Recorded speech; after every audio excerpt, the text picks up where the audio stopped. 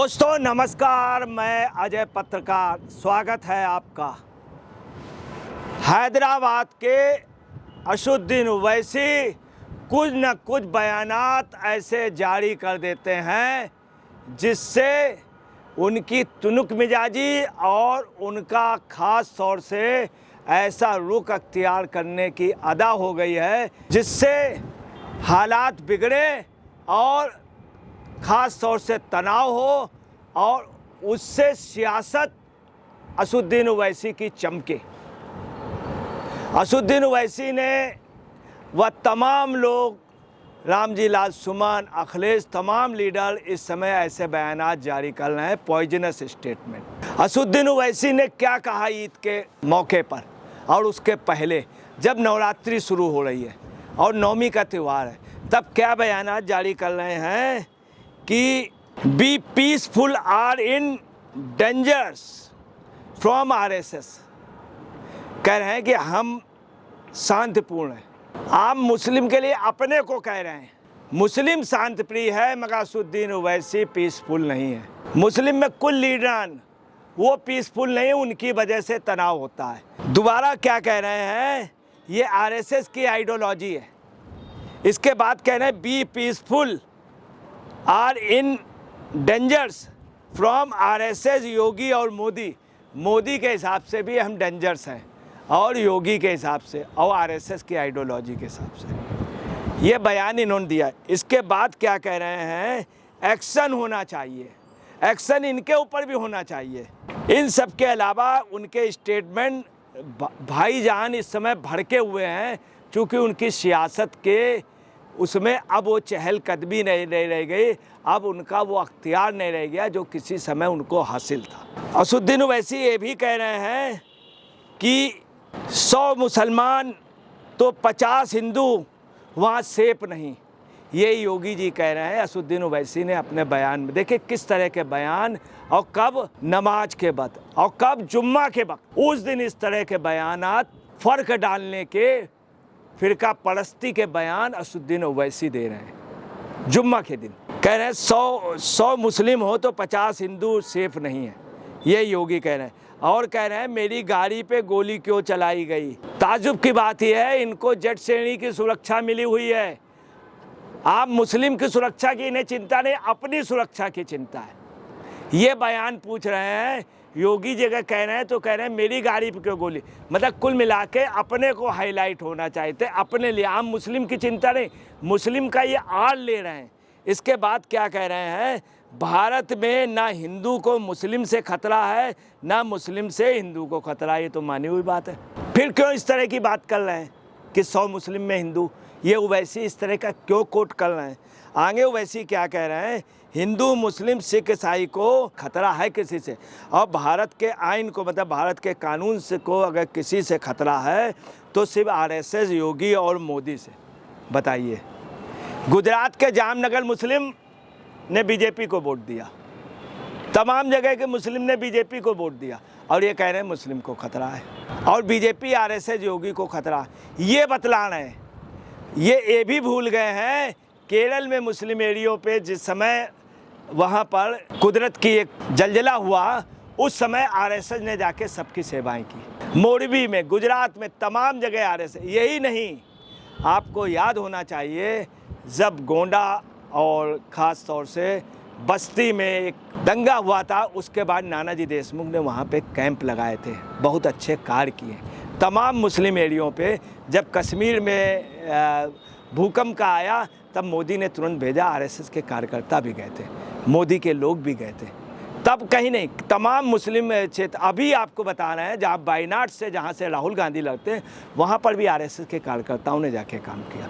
मोदी जी के ने राहत सामग्री भेजी, योगी जी ने राहत, और ये इस तरह की बात कर रहे हैं। आगे ये क्या कह रहे हैं, देखिए उन्होंने ये भी कहा था ओवैसी ने, याद रखो, याद रखो, हमेशा योगी सीएम नहीं रहेगा। ये इनके बयान कितने भड़काने। और याद रखो, मोदी हमेशा पीएम नहीं रहेगा, और हम मुसलमान वक्त के एतवार पर खामोश हैं। ये इस तरह की धमकी दे रहे थे। हम मुसलमान वक्त के एतवार पे खामोश है, ना योगी रहेगा ना मोदी रहेगी, स्पष्ट धमकी। और क्या कह रहे थे, जुल्म याद रखो, मतलब योगी मोदी को धमकी दे रहे थे।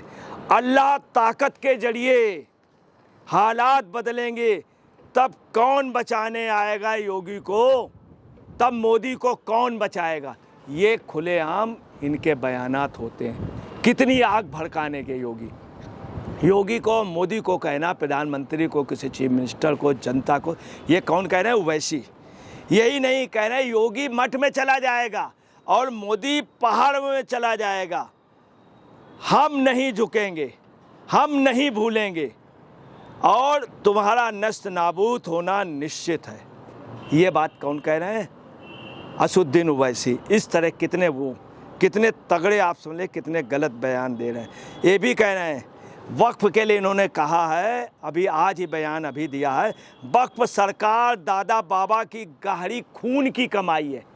मेरे दादा बाबा की, ये ओवैसी के दादा बाबा की गहरे खून की, गहरे पसीने की कहना चाहिए, खून नहीं। ये खूनी बात कर रहे हैं, ये देश में खून देखना चाहते हो ओवैसी का। मगर नई आवाम समझदार है, हिंदू मुसलमान समझदार है। इनकी बातों इसीलिए हिंदुस्तान के कभी नेता नहीं बन पाए, आम मुस्लिम के नेता नहीं बन पाए। और यही नहीं, एक धमकी और दे दी है इन्होंने।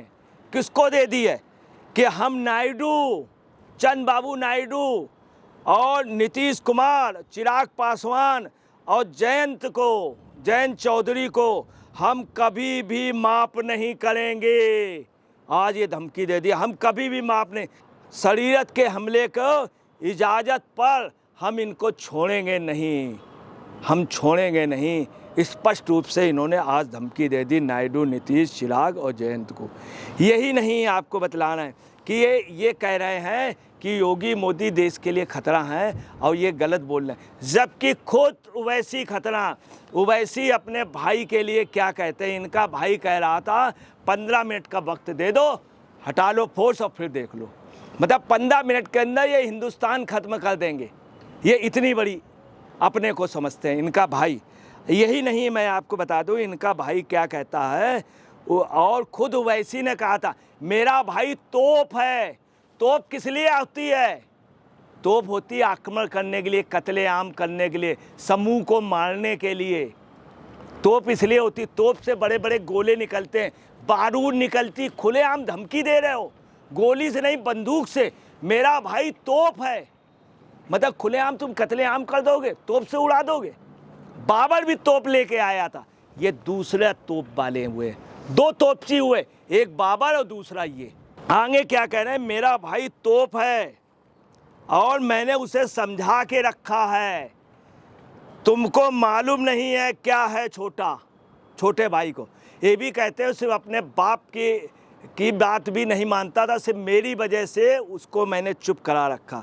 यही नहीं, इन्होंने और इनके खुद भाई ने कहा कि कोई चिड़ी का बच्चा नहीं है, मतलब कोई चिड़ी का बच्चा नहीं है, शेर है, वो शेर है।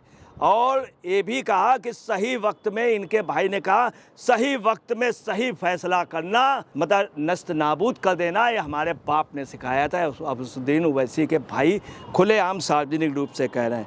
पहले उसको तोप कहते थे, फिर शेर, फिर कहते चिड़ी का बच्चा नहीं है। यही नहीं, इन्होंने ये भी कहा कि मैंने बहुत समझा के रखा है, बहुत समझा।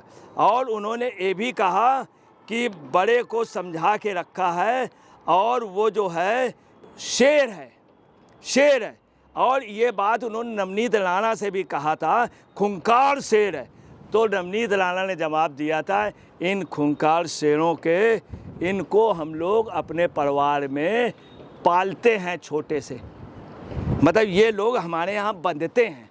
ये बात नवनीत राणा ने कही। अब आप सुन ले, जो आदमी को तोप बोलता हो और शेर बोलता हो, खूंखार शेर बोलता, क्या है, खून की कमाई, इस तरह से बोलना आप समझ लीजिए कि इनकी बहुत साफ है। यही नहीं, आज इन्होंने एक बात और कह दी अभी थोड़ी देर पहले कि राणा सांगा जो है, एक बात इन्होंने बहुत सच कह दी।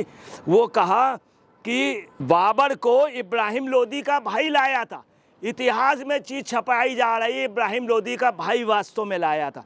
इन्होंने ये भी कहा कि बाबर ने की नीयत बदल गई और बाबर ने फिर कहा मैं अब नहीं जाता हूँ। ये चीज़ इन्होंने स्वीकार कर ली कि इब्राहिम लोदी का भाई लाया था, हालांकि इनडायरेक्ट वे पे, और बाबर ने यहाँ आया था, उसकी नीयत बदल गई, नीयत गलत थी। इसका मतलब नीयत खराब थी बाबर की, तो कहो बाबर गलत था अगर बाबर की नीयत का। और फिर बाबर ने यहाँ से बोला अब नहीं जाएंगे, इसका मतलब बाबर ने मंदिर तोड़ा था, राम मंदिर, उसकी नीयत खराब हो गई थी।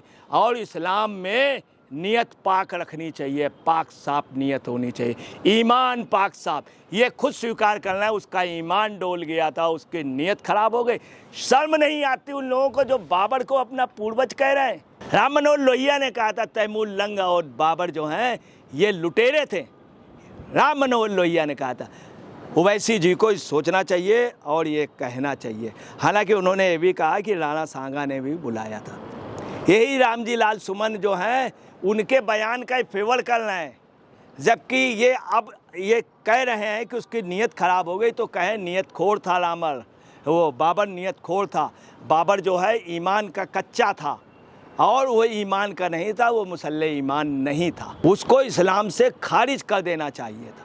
आप देखिए ओवैसी किस तरह से आग लगा रहे हैं। अगर इन पे कंट्रोल नहीं किया गया तो स्थिति ये किसी भी दिन बिगाड़ देंगे कोशिश, मगर हिंदुस्तान के उस पर आँच नहीं आनी है, हिंदुस्तान के उस पर आँच नहीं आएगी। इनके जैसे नेता कभी भी हिंदुस्तान के नेता नहीं बने। दोस्तों नमस्कार, मैं अजय पत्रकार।